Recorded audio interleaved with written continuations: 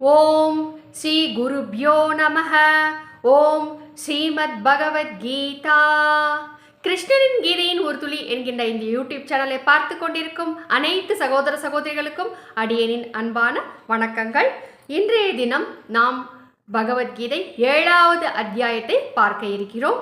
6வது அத்தியாயத்தில் மிகவும் அழகாக பகவான் கிருஷ்ணர் எப்படியெல்லாம் தியானம் செய்ய வேண்டும் என்பதை கூறினார். அதை பார்த்தோம். இப்பொழுது 7வது அத்தியாயத்தில் மிகவும் சுவாரஸ்யமான விஷயங்களை கூற இருக்கிறார். அதை நாம் பார்க்க இருக்கிறோம். அர்ஜுனனுடைய கேள்விகள் அற்புதமானது இந்த அத்தியாயத்தில். அதற்கு முன்னால் அடியனுடைய இந்த யூடியூப் சேனலை சப்ஸ்கிரைப் செய்யாமல் பார்த்து கொண்டிருப்பவர்கள் செய்து கொண்டு பார்க்கும்படி தாழ்மையுடன் கேட்டுக்கொள்கிறேன். இப்பொழுது பதிவுக்குள் செல்லலாம். ஞான விஞ்ஞான யோகம் 7வது அத்தியாயம் முதல் ஸ்லோகம். பகவான் சொல்கிறார், பார்த்தா என்னிடம் மிகுந்த அன்பும் முழுமையான ஈடுபாடும் கொண்ட மனதுடன் என்னையே மேலான கதியாக கொண்டு யோகத்திலேயே ஒன்றியவனாக, எப்படி யோகத்திலேயே ஒன்றியவனாக யார் இருக்கிறாரோ அவர்கள் விபூதிகள், பலம், ஐஸ்வர்யம் முதலிய சகல கல்யாண குணங்களுடன் கூடியவனும். யார் பகவானை சொல்கிறார்?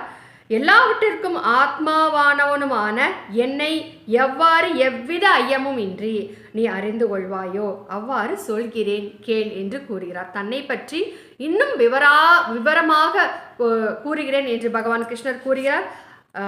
என்ன கூறுகிறார் என்பதை நாம் பார்ப்போம். எதை அறிந்து கொண்ட பின்னர், 2வது ஸ்லோகம்ங்க. எதை அறிந்து கொண்ட பின் இவ்வுலகில் மேலும் தெரிந்து கொள்ள வேண்டியது என்று வேறு எதுவுமே இருக்காதோ, விஞ்ஞானத்துடன் கூடிய இந்த தத்துவ ஞானத்தை முழுமையாக நான் உனக்கு சொல்வேன். கற்றது கைமண் அளவு இல்லையா, கல்லாதது உலகளவு. ஆனால் பகவத்கீதையை யார் முழுவதுமாக அறிந்து கொண்டார்களோ அதற்கு மேற் கல்வி என்பதே கிடையாது. ஞானம்தான் மிகவும் பெரியது. அந்த ஞானத்தை போதிப்பது, முழுமையாக இறைவனுடைய எல்லாவற்றையும் போதித்து நமக்கு கற்பித்து கொடுப்பது பகவத்கீதை என்பதை அழகாக கூறுகிறார். ஆயிரக்கணக்கான மனிதர்கள் யாராவது ஒருவர் மட்டுமே தான் என்னை அடைவதற்காக முயல்கிறார்கள் என்று கூறுகிறார் இல்லை அல்லவா? அது உண்மைதானே. அது மட்டுமல்லாமல் ஆயிரக்கணக்கான மக்களில் யாராவது ஒருவர் அடைய நினைத்தாலும் அவர்களில் யாராவது ஒருவர் தான் என்னை அடைகிறார்கள் என்றும் கூறுகிறார். அடுத்தது 4வது ஸ்லோகம். 4வது ஸ்லோகம் 5வது ஸ்லோகம் இரண்டும் சேர்ந்து. நீர், நிலம், நெருப்பு, காற்று, ஆகாயம், மனம், புத்தி, அகங்காரம், இந்த 8 சரிங்களா? இந்த 8ம் இந்த பிரகிருதி 8 வகையாக பிரிக்கப்பட்டுள்ளது. இந்த பிரகிருதியினால் படைப்பு 8 வகையாக பிரிக்கப்பட்டுள்ளது. அது 5 பெரும் பூதங்கள், அத்துடன் சேர்ந்து மனம், புத்தி, அகங்காரம், இவை அனைத்தும் கொண்டதுதான் நம்முடைய மனித உடலாகும். இந்த உடலுக்கு அதற்கு பிறகு ஜீவன் வேண்டும் அல்லவா? அதை பற்றி கூறுகிறார். 8 வகையாக பிரிக்கப்பட்டுள்ள இதுவோவெனில் அபரா, இது அபரா என்று கூறப்படுகிறது. இது அபரா, இது என்னுடைய ஜட பிரகிருதி என்று பகவான் கிருஷ்ணர் கூறுகிறார். இதிலிருந்து வேறான எந்த பிரகிருதியினால் இந்த உலகம் முழுவதும் தாங்கப்படுகிறதோ அது என்னுடைய ஜீவ ரூபமான, இதை அனைத்தும் உள்ளடக்கி ஜீவன்கள் உயிருடன் இருக்கின்றன அல்லவா? உயிருள்ள ஜீவன்கள் அனைத்துமே பரா எனப்படக்கூடிய சேதன பிரகிருதி என்று கூறுகிறார். 6வது ஸ்லோகங்க. எல்லா உயிரினங்களும் இந்த 2 பிரகிருதிகளிலிருந்து உண்டானவை என்றும் நானே சம்பூர்ணமான எல்லா உலகிற்கும் உற்பத்தியாகும் இடம், அவ்வாறு ஒடுங்குகின்ற இடம் என்றும் தெரிந்து கொள் அர்ஜுனா என்று மிகவும் அழகாக கூறுகிறார். அதாவது அகில உலகத்திற்கும் நானே மூல காரணம் என்று கூறுகிறார். அகில உலகம் என்றால் நாம் வாழும் இந்த பூமியை மட்டும் குறிப்பது கிடையாதுங்க. நம்முடைய பூமியை போல பல உலகங்கள் இந்த அந்த பால்வெளியில் பல உலகங்கள் இருக்கின்றன. எல்லாவற்றிற்கும் மூல காரணமாக இருப்பவர், எல்லாவற்றையும் படைத்து பேணி காப்பாற்றுவதற்கு மூல காரணமாக இருப்பவரே நானே தான் என்று பகவான் கிருஷ்ணர் கூறுகிறார். மேலும் கூறிக்கொண்டே வருகிறார். 7வது ஸ்லோகம். அர்ஜுனா, என்னை காட்டிலும் வேறென்றும் உயர்ந்த காரணம் எதுவுமே கிடையாது. இவை எல்லாவற்றிற்கும் நான் தான் காரணம், அதற்கு மேல் காரணம் என்பது எதுவுமே கிடையாது என்று கூறுகிறார்.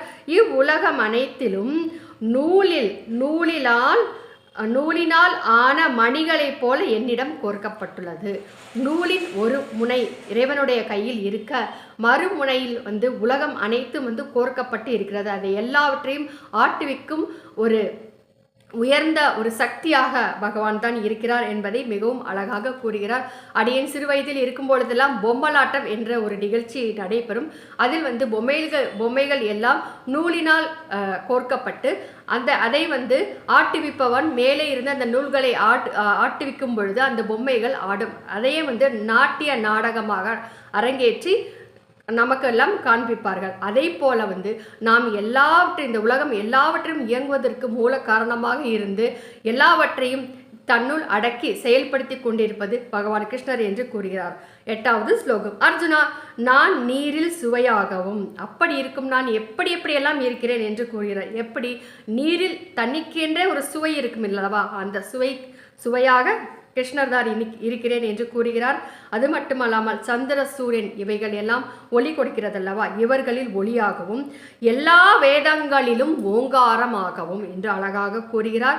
ஆகாயத்தில் ஒளியாகவும், ஆகாயத்தில் மிக அழகாக ஒரு ஒலி கேட்பதாக இப்பொழுது இந்த தற்சமயத்தில் ஆகாயத்தில் என்ன ஒலி கேட்கிறது என்பதை விஞ்ஞானபூர்வமாக கண்டுபிடித்து உள்ளார்கள்.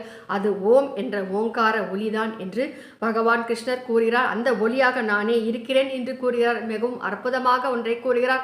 ஆண்களிடத்தில் ஆண்மையாக இருக்கிறேன் என்று கூறுகிறார். இதை கூறும் பொழுது பெண்மையிடத்தில் பெண்மையாகவும் பகவான் கிருஷ்ணர் தான் இருக்கிறார் என்பதை நாம் புரிந்து கொள்ள வேண்டும். 9வது ஸ்லோகம். மண்ணில் புனிதமான நறுமணமாகவும், மண்ணுக்கென்ற ஒரு மண் வாசனை இருக்கிறதல்லவா, அந்த வாசனையாக நானே இருக்கிறேன் என்று கூறுகிறார். நெருப்பில் ஒளியாகவும், நெருப்பிலிருந்து வெளிப்படும் பிரகாசம் எனப்படக்கூடிய ஒளியாக இருக்கிறேன் என்று கூறுகிறார். அவ்வாறே எல்லா உயிரினங்களிலும் உயிராகவும், உயிராக இருப்பவர் கிருஷ்ணர் தான் என்று கூறுகிறார். தவம் செய்வோரிடத்தில் தவம் என்கின்ற ஒரு அற்புதமான விஷயமாக இருப்பது நானே என்று கூறுகிறார். அர்ஜுனா, சராச்சரங்கள் அனைத்திற்கும் நிலையான விதை என்று என்னை அறிந்து கொள் என்று கூறுகிறார். இதை எல்லாவற்றிற்கும் விதை நானே என்பதை நீ புரிந்து கொள். நான் அறிவாளிகளுடைய அறிவாகவும் தேஜஸ் படைத்தவர்களுடைய தேஜஸாகவும் இருக்கிறேன் என்று கூறுகிறார். இதையெல்லாம் பார்க்கும் பொழுது எதை நாம் உயர்வாக எண்ணி அதை அடைய நினைக்கிறோமோ அந்த உயர்வுக்கு எல்லாம் காரணமாக இருப்பவர் பகவான் கிருஷ்ணர் என்பதை நாம் புரிந்து கொள்ள முடிகிறது. 11வது ஸ்லோகம். பரதகுல செம்மலே, நான் வலிமை மிக்கவர்களுடைய ஆசையும் பட்டும் நீங்க பெற்ற வலிமையாக இருக்கிறேன் என்று கூறுகிறார். வலிமை என்றால் எல்லா விதமான விஷயங்களையும் இந்த இடத்தில் குறிப்பிடப்படுகிறது. அப்படிப்பட்ட வலிமையில் ஆசை பற்றி இவை நீங்க பெற்ற வலிமையாக இருக்கிறேன் என்று கூறுகிறார். மேலும் உயிரினங்களில் அறத்திற்கு மாறுபடாத சாஸ்திர சம்பந்தமான காமமாக இருக்கிறேன் என்று கூறுகிறார். ஒரு உயிர் ஜனிப்பதற்கு உண்டான சாஸ்திர சம்பந்தமான காமமாக பகவான் கிருஷ்ணரே இருக்கிறேன் என்று கூறுகிறார். இப்பொழுது 12வது ஸ்லோகம். மேலும் எந்த உணர்வுகள் சத்துவகுணத்தில் இருந்து தோன்றியவையோ, எவை ரஜோகுணத்திலிருந்து தோன்றியவையோ, அவ்வாறே எவை தமோ குணத்திலிருந்து தோன்றியவையோ அவை அனைத்தும் என்னிடமிருந்தே தோன்றியவை என்பதை அறிந்து கொள் என்று கூறுகிறார். சத்துவம் என்பது அன்பு, பாசம், அடக்கம், கருணை, நிதானம் இவை எல்லா நற்குணங்களும் சேர்ந்து சத்வகுணம் என்று கூறப்படுகிறது. ரஜோகுணம் என்பது பேராசை, மற்றவர்களிடம் உள்ள எல்லா விஷயங்களும் தான் அடைய வேண்டும் என்று நினைத்து தீய வழியில் சென்று அடைய நினைப்பது, இது போன்ற விஷயங்கள் ரஜோகுணம். தமோகுணம் என்பது சோம்பேறித்தனத்தை குறிக்கிறது. சோம்பேறித்தனத்தினால் எப்படியாவது பிறருடைய சொத்தை அனுபவித்து அதை தவறான முறையில் அடைய வேண்டும் என்று நினைப்பது சோம்பேறித்தனம். அது தமோகுணத்தை குறிக்கிறது.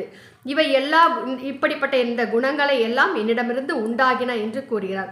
ஆனால் உண்மையில் அவற்றில் நானும் அவை என்னிடமும் இல்லை. இந்த குணங்கள் எல்லாம் என்னிடமிருந்து உண்டானவையே தவிர அந்த குணங்கள் என்னிடம் கிடையாது. ஏனென்றால் பகவானை நிர்குண பரபிரம்ம ஸ்வரூபன் என்று அழைக்கிறோம். நிர்குண பரபிரம்மன் என்றால் குணங்களால் அசைக்க முடியாதவன் என்று பொருள். அப்படி பகவான் கிருஷ்ணன் இருப்பதாக அவரே கூறுகிறார். 13வது ஸ்லோகம். சாத்விக, ராஜச, தாமச குணங்களின் விளைவுகளாக இந்த 3 வகையான உணர்வுகளால் இந்த எல்லா உலகமும் பிராணி சமுதாயமும் மயக்கம் அடைந்துள்ளது. இந்த 3 குணங்களின் அடிப்படையாக கொண்டு எல்லா உயிரினங்களும் மயக்கம் அடைந்துள்ளது. இந்த 3 குணங்களை மிகவும் அழுத்தி பிடித்து கொண்டு மயங்கி கிடக்கிறது இந்த உயிரினங்கள் என்று கூறுகிறார். ஆகையால் இந்த முக்குணங்களுக்கு மேற்பட்டவனும் அழிவற்றவனுமான என்னை இந்த உலகம் அறிவதில்லை. இந்த முக்குணங்களுக்கு மேற்பட்ட என்னை யாரும் அறிந்து கொள்வதில்லை என்று பகவான் கிருஷ்ணர் கூறுகிறார். ஏனென்றால் இந்த உலகிற்கு அப்பாற்பட்ட தெய்வீகமான மிகவும் அற்புதமான குணமயமான என்னுடைய மாயை கடப்பதற்கு அரிதானது என்று கூறுகிறார். இந்த முக்குணங்களை கடந்து இறைவனை அடைவது என்பது மிகவும் அரிதான விஷயம் என்று கூறுகிறார். ஆனால் எவர்கள் என்னையை எப்பொழுதும் புகழாக கொள்கிறார்களோ அவர்கள் இந்த மாயை கடந்து விடுகிறார்கள், அதாவது உலகியலிருந்து கரையேறுகிறார்கள் என்று பகவான் கிருஷ்ணர் கூறுகிறார். மாயையினால் ஞானம் அபகரிக்கப்பட்டவர்களும் அசுரத்தன்மையை கை கொண்டவர்களும் இந்த மாயையினால் தன் வசம் இழந்து அசுரத்தன்மையை கொண்டவர்கள் மனிதர்களில் தாழ்ந்தவர்களும், இப்படிப்பட்டவர்கள் மனிதர்களில் தாழ்ந்தவர்கள், இழிவான செயல்களை புரிகின்றவர்களுமான அறிவிலிகள் என்னை வழிபடுவதே இல்லை என்றும் கூறுகிறார். அதாவது அடைய வேண்டிய மேலான கதியாக என்னை கொள்வதே கிடையாது என்று கூறுகிறார். இத்துடன் 15 ஸ்லோகங்களினுடைய அர்த்தம் நிறைவடைந்திருக்கிறதுங்க. அடுத்தது 16வது ஸ்லோகத்தில் மிகவும் அற்புதமான கேள்விகளை எல்லாம் அர்ஜுனன் கேட்கிறார். அவர் என்னென்ன கேள்விகளை கேட்கப் போகிறார் என்பதை அடுத்த பதிவில் பார்ப்போம். அதுவரை வணக்கம் கூறி உங்களிடம் இருந்து விடைபெறும் இவள் தமிழ்நாடு மதுரையில் மதுரை கல்லூரி அருகே ஜீவசமாதி அடைந்துள்ள ஸ்ரீ சிவானந்த சரஸ்வதி சுவாமிகளின் பேத்தி ரஜுலா விஜயராகவன். நன்றி.